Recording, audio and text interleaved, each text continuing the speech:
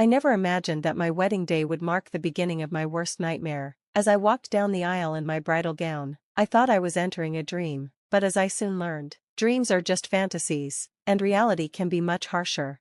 Ethan, my husband, was always the picture of charm. His smile could brighten any room, and his words made you feel like you were his entire world. But as I stood at the altar, I couldn't ignore the cold stares from his mother, Vivian, and his sister, Leah. They sat in the front row, whispering amongst themselves, their eyes full of judgment. My stomach churned, but I dismissed it, convincing myself I was overreacting. The reception was extravagant. Thanks to Vivian, she reveled in showing off her wealth and influence. As I mingled with the guests, I couldn't help but notice Vivian's friends sizing me up. Their smiles were polite, but their eyes scrutinized me. "She's nice," one woman commented, "but she's so simple, don't you think?" Vivian's laugh echoed through the room. "Not everyone can be extraordinary," she remarked. I gritted my teeth, determined not to let her ruin my day.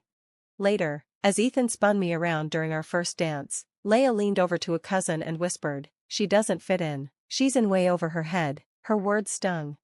When Ethan and I finally retreated to our hotel suite, I couldn't hold it in anymore. "Your family doesn't like me, do they?" He sighed. "Don't let it bother you. They're just protective." They mocked me, Ethan, right there in front of everyone.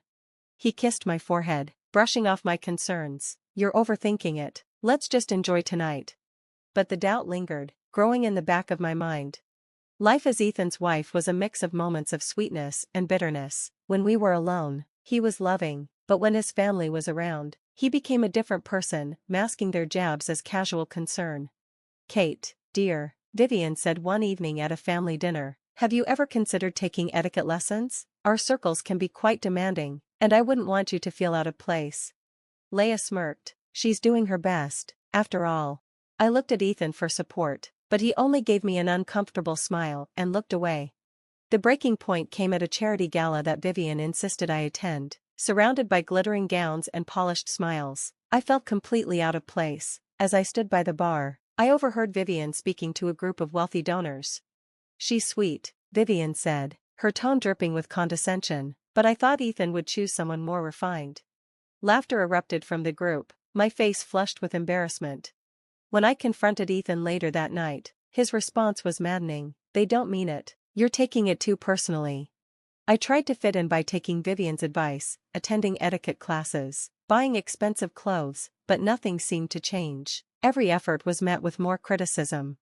One evening, as I stared at a honeymoon photo, something inside me snapped. Why was I bending over backward for people who clearly hated me? Why wasn't Ethan standing up for me? That was when I realized I couldn't keep living like this. If they wanted a battle, I would give them one.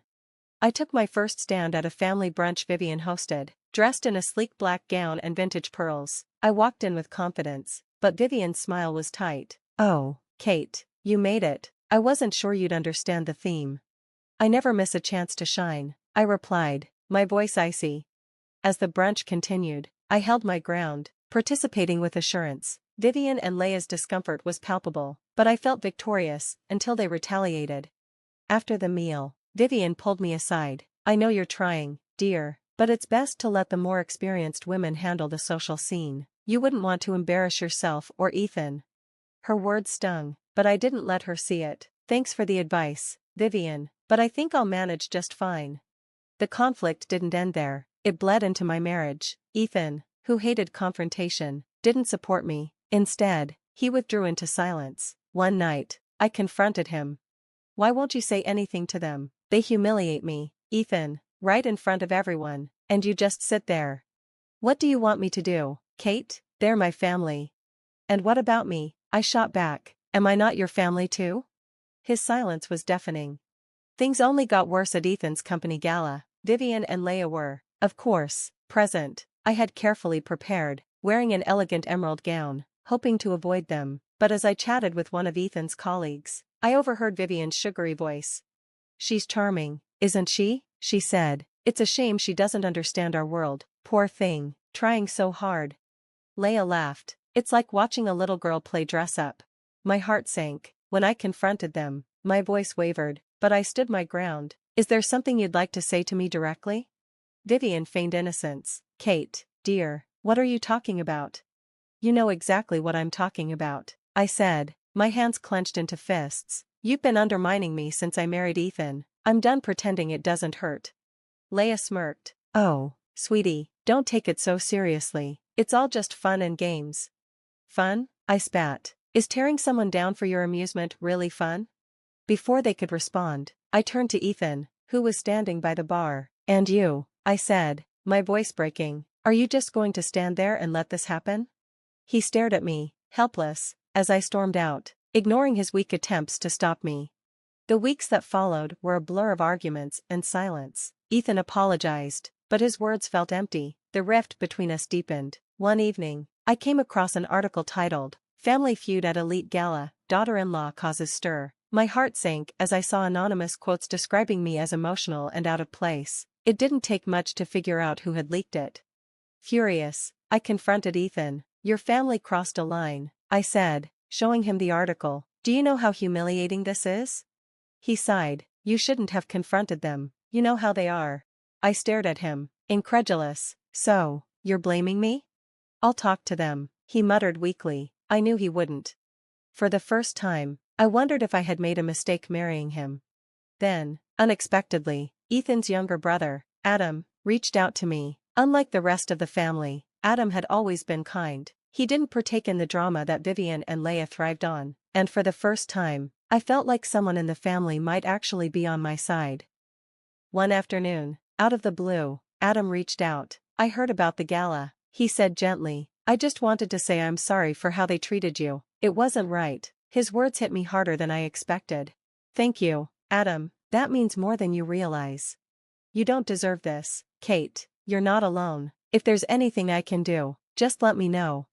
For the first time in weeks, I felt a flicker of hope. Maybe I wasn't as isolated as I thought. Over the next few weeks, Adam's support remained a steady presence in my life. I'd been so fixated on Vivian and Lila's cruelty, as well as Ethan's indifference, that I hadn't considered the possibility of having allies, perhaps even within their own family. That small spark of hope kept me going, even though I wasn't sure where it would lead. The unexpected conversation came when Adam invited me for coffee, hesitant but grateful for the offer. I met him at a quaint cafe far from our usual high society venues. I don't understand, I began after the usual pleasantries. Why are you helping me? You're Vivian's son too. Adam stirred his coffee, his gaze steady. You're right, but I've had enough of watching her treat people like pawns. You're not the first she's torn down, but you're the first to stand up for yourself. His words stung and soothed me all at once. It doesn't always feel like I'm fighting back. Most days, it feels like I'm just trying to stay afloat. That's because you're doing it alone, he said simply. You shouldn't have to. Adam's unwavering support sparked something within me. Together, we began planning, not for revenge, but for asserting ourselves and demanding respect. You can't play by their rules, Adam advised. They'll always have the upper hand, but you can change the game. How? I asked, intrigued yet uncertain. By showing them you're not relying on their approval. Create your own network, your own reputation. It wasn't easy, but the more I thought about it, the more it made sense. I had spent so long trying to fit into their world that I had lost sight of my own strengths. It was time to reclaim them. I started with what I knew, graphic design, a career I had set aside after marrying Ethan, but now I was freelancing again, landing some small clients. Vivian and Lila quickly took notice and, of course, mocked me. Oh, how quaint, Lila sneered at a dinner party, a little hobby to keep you occupied. I smiled, refusing to let their jabs affect me. Actually, it's a full-time profession, and it's going really well, thank you. Their insults no longer stung. I was starting to see them for what they were, insecure women who thrived on diminishing others. The real turning point came at one of Vivian's charity events, which Adam had encouraged me to attend. It wasn't about proving anything to them, it was about proving something to myself. The night played out predictably, Vivian and Lila indulging in their usual passive-aggressive behavior. Then Vivian, with her signature theatrics, announced a large family donation. She turned to me with a syrupy smile. Kate, dear, would you like to say a few words on behalf of Ethan and yourself? It was a trap. If I declined, I'd look ungrateful. If I accepted, I'd fall into her spotlight. But this time, I was ready. I took the microphone, my heart racing, but my voice unwavering. Thank you, Vivian, for your generous donation, I said. It's truly inspiring to see such support for a cause close to my heart. I paused, locking eyes with her. In fact, Ethan and I have also made a contribution, one that reflects our values, because at the end of the day, what matters is not just the size of the donation, but the sincerity behind it. The room applauded politely, but Vivian's expression was priceless. For the first time, I had outmaneuvered her on her own turf. Later that evening, Ethan pulled me aside. "Where did that come from?" he asked, sounding genuinely curious. "What do you mean?" I feigned innocence. "You were so composed, confident. It's not like you." I bristled, but instead of snapping, I replied, "Maybe it's who I've always been, Ethan, you just haven't noticed." He didn't argue, and for the first time in months, I felt like he truly saw me. In the following days, I focused on my career and growth, choosing not to get involved in Vivian and Lila's drama. Adam remained a constant source of support, offering encouragement when needed. Then, Ethan finally confronted his mother. "I've been thinking about what you said at the event," he told me one evening. "You're right, I've let them control too much. That stops now." The relief that washed over me was immense. For the first time, it felt like we were on the same team.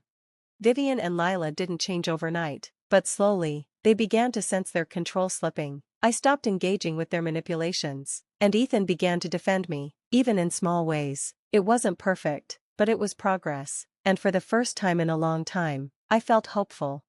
Vivian, of course, wasn't about to back down. She organized an extravagant gala to celebrate Ethan's business success, but it was clear it was more about asserting her dominance. As the evening went on, she made subtle jabs at my career, background, and our marriage. Lila, ever faithful, followed suit, but this time, I didn't falter. "I have to hand it to you, Vivian," I said calmly and firmly. "You certainly know how to command attention, but I think it's time we stop pretending your way is the only way." The room went silent. Vivian's smile faltered before she regained composure, her voice tight. "I only want what's best for my son." "I see," I replied, "and so do I, but what's best for him, and for us, is to build our life on our terms, not yours." To my surprise, Ethan stepped forward, placing his hand on my shoulder. "Kate's right," he said. "It's time I stop letting you dictate how we live our lives. I love you, Mom, but we need space to build our future." Vivian looked as though she had been struck. For years, she had controlled everything without question, but now her son was drawing a line. The dynamic shifted in that moment, and everyone in the room could feel it. The changes didn't happen overnight, but they were real. Vivian and Lila remained formidable, but their hold on us weakened. Ethan and I stood firm, presenting a united front. My career flourished as I took on larger projects, and Ethan, inspired by my independence, began carving his own path. Our relationship grew stronger as we learned to communicate better and support each other during tough times. Adam remained a trusted confidant, offering wisdom when needed. He even helped bridge the gap between us and Vivian, softening her edges. "She'll never admit it," Adam said one day, "but she respects you. You stood up to her in a way no one else ever has."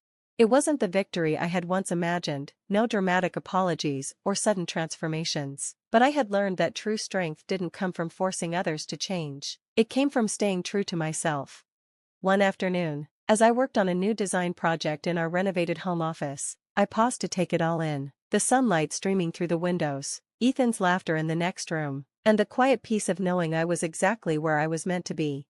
The journey had been messy and painful, but it had been worth it. I had found my voice, my purpose, and a love that had grown stronger through it all. I wasn't just surviving, I was thriving. Thanks for watching. See you in the next video. Stay stunned.